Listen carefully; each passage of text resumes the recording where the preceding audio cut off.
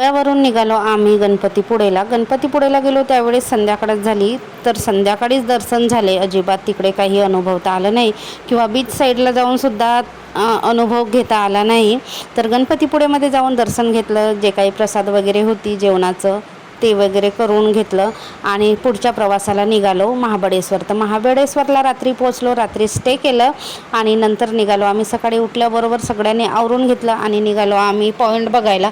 तर पॉईंट बघण्यात तर काही मजाच नव्हती, कारण सगळीकडे एकदम धुके धुके पसरले होते आणि दिवसभर पाऊस होता आणि त्या पावसाच्या रिपरिपमध्ये थंडी सुद्धा इतकी वाजत होती आणि आमच्या भागातील लोकांना त्या भागातील जे वातावरण होतं ते जरा विपरीत वाटत होतं. सगळ्यांना कुडकुडत होते, सगळे थंडी भरली होती आणि स्वेटर काही घेऊन गेलो नव्हतं कारण आमच्याकडे भरपूर गरमी होते.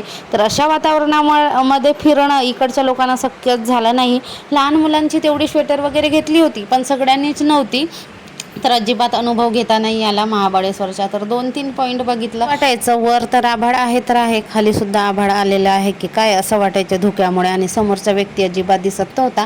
तर ह्या ठिकाणी आम्ही गाईड केलं होतं कारण जास्तीत जास्त आम्हाला पॉईंट बघायचं असं एका दिवसामध्ये ठरवलं होतं. महाबळेश्वरचं सुंदर असं वातावरण, थंड ठिकाण आणि वातावरण बघू शकता तुम्ही. इतकं पाऊस, इतके धुके की पुढचा व्यक्तीसुद्धा दिसत नव्हता. 5 पॉईंट बघितले. तर हे पॉईंट मी आधी पण बघितले होते, आली होती मी एकदा आणि दुसरी वेळ आहे महाबळेश्वरला यायची.